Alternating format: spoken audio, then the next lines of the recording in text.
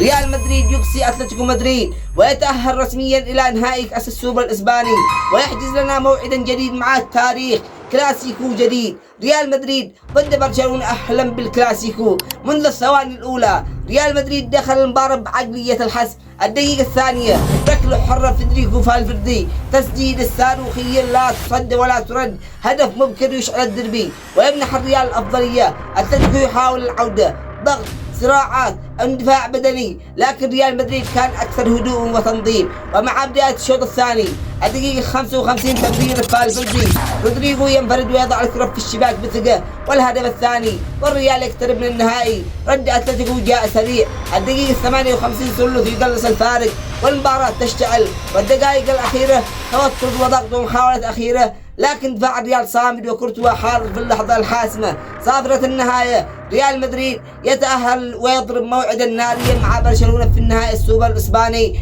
أهلا بالكلاسيكو من جديد. وفي نهاية المقطع إذا عجبك المقطع اعمل لايك واشترك في القناة عشان نصل أول 1000 مشترك في القناة، والسلام عليكم ورحمة الله وبركاته.